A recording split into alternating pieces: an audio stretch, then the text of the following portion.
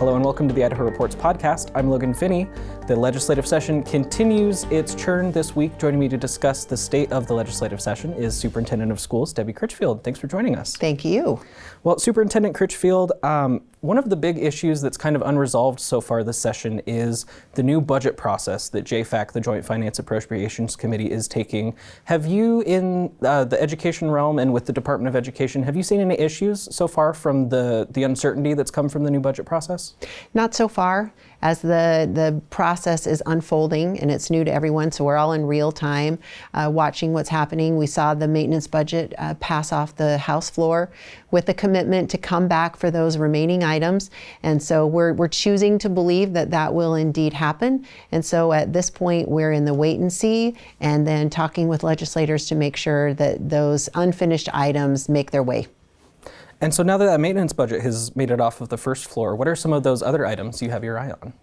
Well, none of the statutory requirements for increases in the career ladder, so that's all legislated, that as teachers move up and onto the career ladder, that there are associated changes with their salary.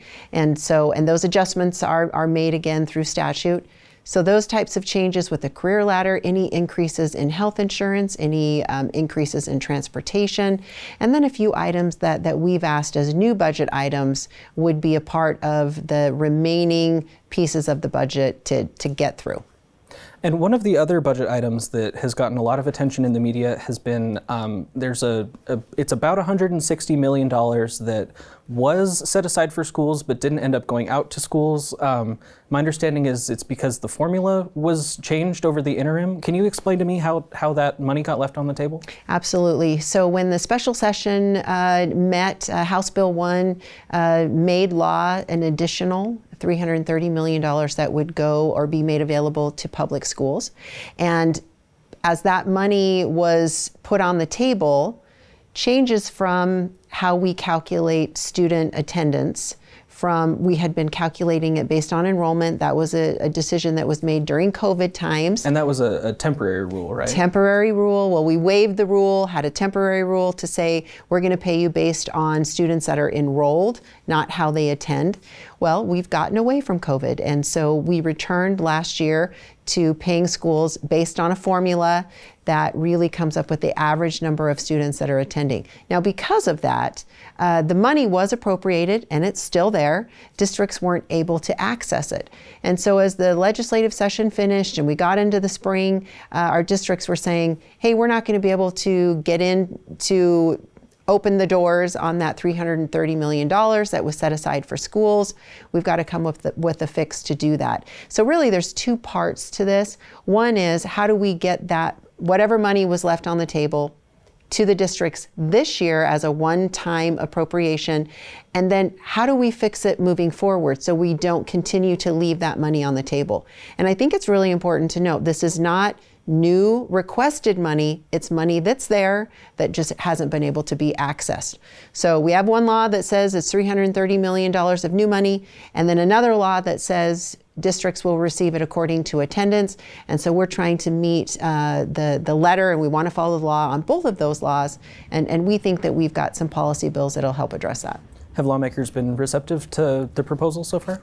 Yes, and we're working our way to the various legislators throughout the Capitol to say, okay, here's how we propose to address that so we're not in the same position. And it really does come down to paying schools with the discretionary funds for the students that they have. Another big proposed pot of money that's moving its way through the State House right now is Governor Little's big school facilities pitch, or the tax bill, depending on who's describing it. So just to summarize, that the state would take out $1 billion bond and distribute it out to school districts. As the governor's office and the lawmakers have been negotiating this policy over the last few weeks, how involved have you been in those discussions?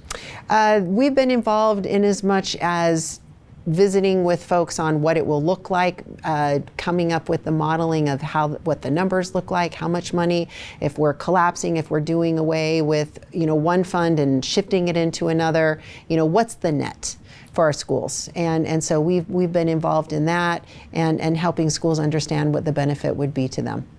you kind of have an interesting role as an administrator, someone who's in charge of doing whatever the lawmakers come up with, but you're also an elected official. Do you feel like that this proposal to take out this bond and give this money out to schools, will that be enough to make a significant dent in the building needs we see across the state? Absolutely. There's no question that it'll make a significant dent.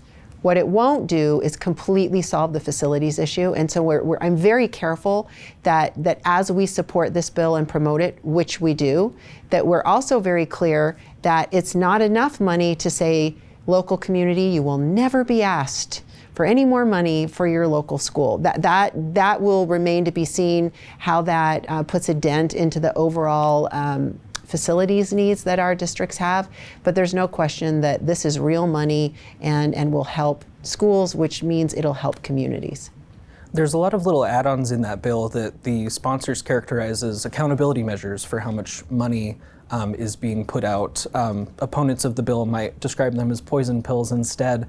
Is there any specific detail in the bill that has you concerned or that you're not so excited about coming along with that money?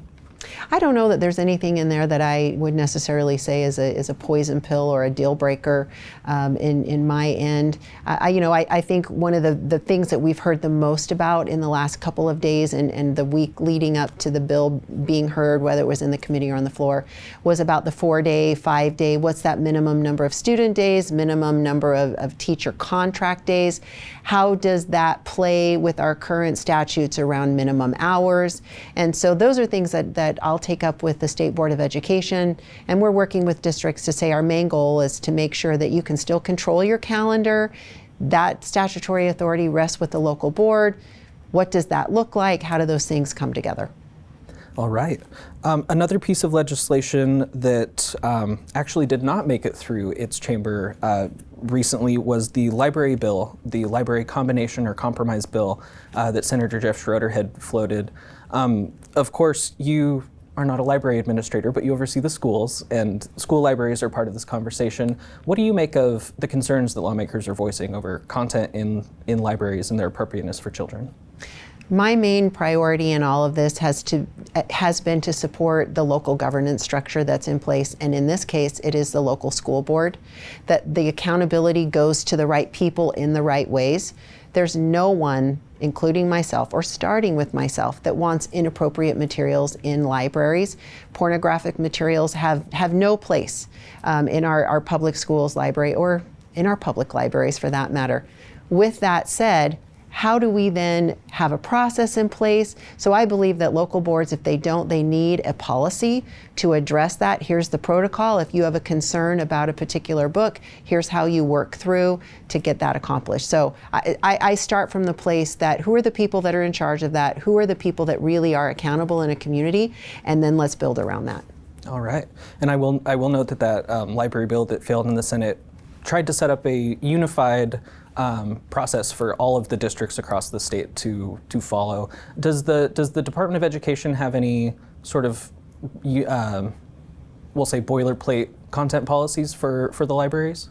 No, we hadn't had anything, and I went and dusted some things off the shelf. So more than 20 years ago, the Department of Education actually had a role over public school libraries in a better way than what we do now. Maybe I wouldn't even say better, but just in a different way. A little more hands-on, maybe. There you go. That's the way to say it. And just over time, and now there's a State Libraries Commission that really seeks to support local public school libraries. So I believe that there is a place and a role for the Department of Education to provide that type of support that either went away or just hasn't been there over the last few years. The House also voted down a piece of legislation that would have put some standards in place for communications that schools have to give to parents and guardians if their children are involved in bullying. What was your conversation like with Representative Mathias as he was working on that bill? Yeah, he approached us and asked what was currently happening. I think, identifying some gaps, and really it boiled down to providing support and resources for parents, whether your child was the one that was being bullied or whether your child was the bully. How do we help support the right actions with the people that are primarily responsible for, raising and developing a child, and that would be their parents. from the discussion that I heard, in the committee and then on the House floor, ultimately, it really centered around, could schools do this without the legislation? Yeah, they could. Are there things that are already happening? Certainly, we can always enhance and, bring more to the table for parents at the school level. And so I don't think anyone ever wants to have been representative saying, I'm against anti-bullying. I know that's a double negative, but anyway, I think you get what I'm saying. It really came down to what can schools reasonably do, and can they do that without the law? And I think ultimately, the majority of those that were voting said, hey, I think, schools can do this without a law. I know Representative Mathias I understand that he would like to bring that back, looking at some of the definitions. I think another part of this on this, what can they reasonably do, the definition was very broad. And for some, there was a concern that a principal may spend half of their day on the phone saying, hey, your child was pushed by the slide. Hey, your child was called a name in the lunch line. Those are mean things, but not necessarily bullying. And I think when we talk about bullying as a state, we need to be very clear that we fit the definition of what that is. It's consistent, it's an imbalance of power, it's repetitive.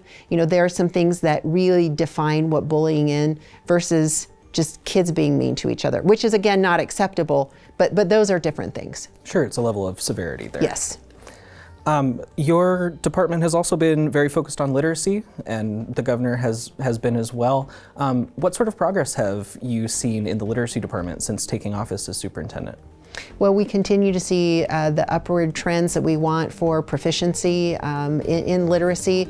We have worked very diligently since last year, and very specifically over the summer, to work with districts on the types of curriculums that they choose, the type of professional developments that they provide for their teachers. We have to combine effective instruction with the right materials. And when those are all founded in the science of reading, and you get a teacher that knows what they're doing, we're going to see some great gains here in the state. Okay. Well, we'll have our eyes toward the future. Superintendent of Schools, Debbie Critchfield, thanks for joining us. Thank you.